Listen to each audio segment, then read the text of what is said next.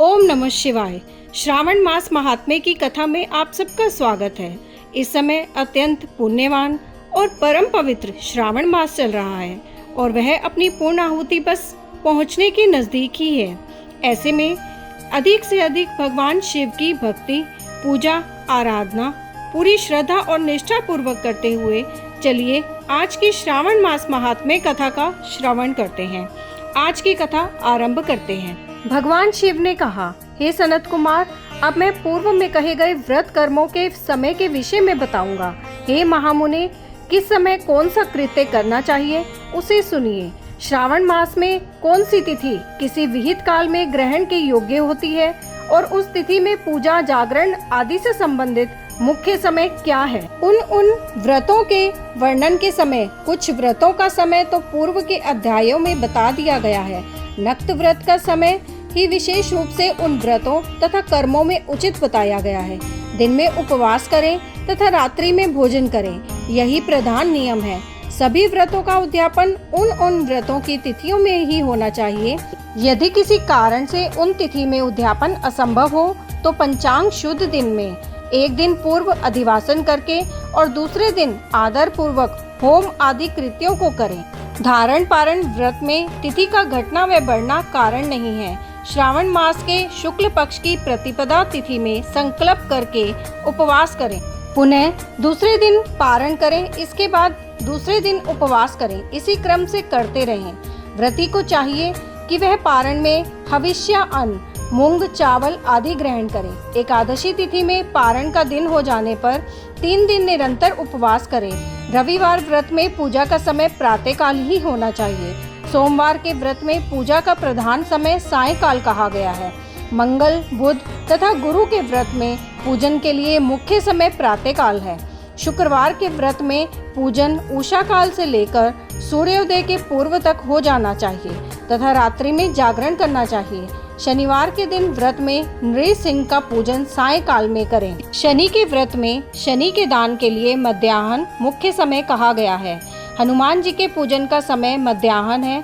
अश्वत्थ का पूजन प्रातःकाल करना चाहिए। हे वत्स, रोटक नामक व्रत में यदि सोमवार युक्त प्रतिपदा तिथि हो तो वह प्रतिपदा 3 मुहूर्त से अधिक होनी चाहिए, अन्यथा पूर्व योगिनी प्रतिपदा ग्रहण करनी चाहिए। औदुंबरी द्वितीया सायंकाल व्यापिनी मानी गई है। यदि दोनों तिथियों में पूर्व वेद हो तो तृतीया संयुक्त द्वितीया ग्रहण करनी चाहिए। स्वर्ण गौरी नामक व्रत की तृतीया तिथि चतुर्थी युक्त होनी चाहिए। गणपति व्रत के लिए नागों के पूजन में षष्ठी युक्त पंचमी प्रशस्त होती है। सुपोधन व्रत में सायंकाल सप्तमी युक्त षष्ठी श्रेष्ठ होती है। शीतला के व्रत में मध्याह्न व्यापिनी सप्तमी ग्रहण करनी चाहिए। देवी के पवित्रारोपण व्रत में रात्रि व्यापिनी अष्टमी तिथि ग्रहण करनी चाहिए। नक्त व्यापिनी कुमारी नवमी प्रशस्त मानी जाती है। इसी प्रकार आशा नामक जो दशमी तिथि है वह भी नक्त व्यापिनी होनी चाहिए। विद्य एकादशी का त्याग करना चाहिए। हे मुने, उसमें वेद के विषय में सुनिए।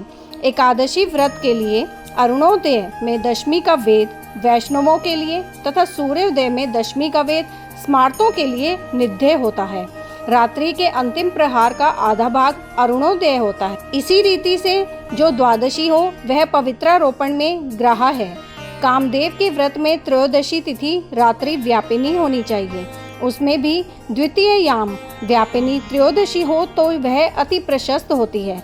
शिवजी के पवित्रारोपण व्रत में रात्रि व्यापिनी चतुर्दशी होनी चाहिए। उसमें भी जो चतुर्दशी अर्धरात्रि व्यापिनी होती है वह अति श्रेष्ठ होती है। उपाकर्म तथा उत्सर्जन कृत्य के लिए पूर्णिमा तिथि अथवा श्रवण नक्षत्र होने चाहिए।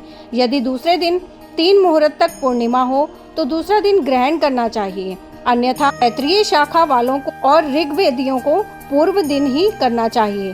तैत्रीय यजुर्वेदियों को 3 मुहूर्त पर्यंत दूसरे दिन पूर्णिमा में श्रवण नक्षत्र हो तब भी पूर्व दिन दोनों कृत्य करने चाहिए। यदि पूर्णिमा तथा श्रवण दोनों का पूर्व दिन 1 मुहूर्त के अनंतर योग हो तो दूसरे दिन 2 मुहूर्त के भीतर दोनों समाप्त हो गए हों तब पूर्व दिन ही दोनों कर्म होना चाहिए।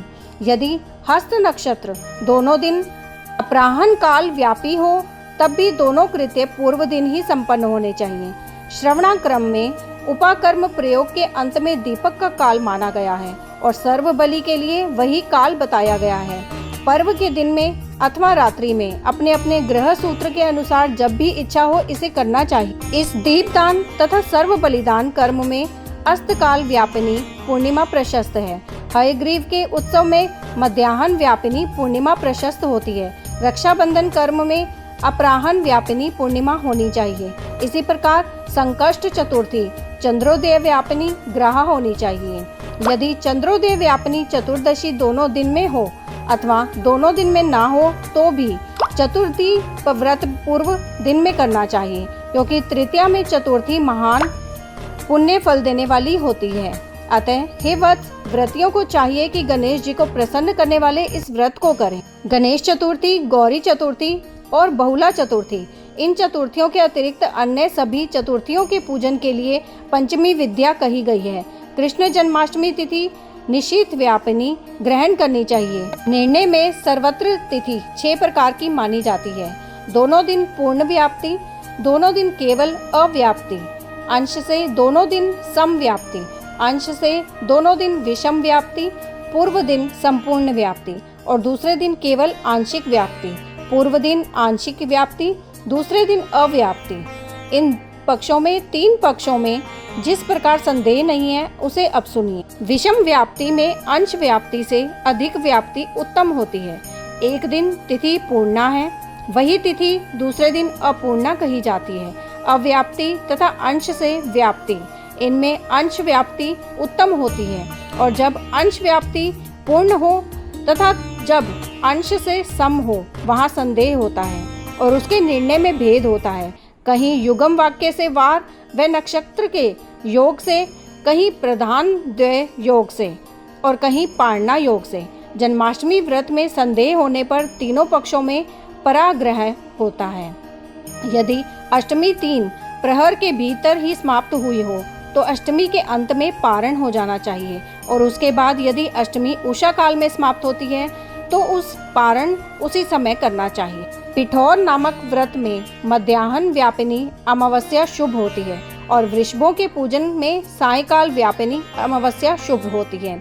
कुशों के संचय में संगव काल व्यापिनी अमावस्या शुभ कही गई। सूर्य के कर्क संक्रमण में 30 घड़ी पूर्व का काल पुण्य में मानते हैं। अगस्त्य के अर्धे काल में तो व्रत वर्णन में ही कह दिया गया है।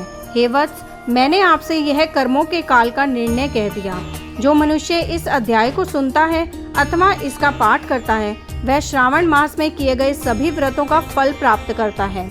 इस प्रकार श्री स्कंद पुराण के अंतर्गत ईश्वर सनत कुमार संवाद में श्रावण मास महात्म्य में व्रत निर्णय काल निर्णय कथन नामक 29वां अध्याय पूर्ण हुआ। यही ये कथा समाप्त होती है। आगे की और कथा सुनने के लिए आपके अपने चैनल एस्ट्रो नॉलेज को सब्सक्राइब कर लीजिए ताकि आने वाले वीडियोस के नोटिफिकेशन आपको मिल सकें। ओम नमः शिवाय।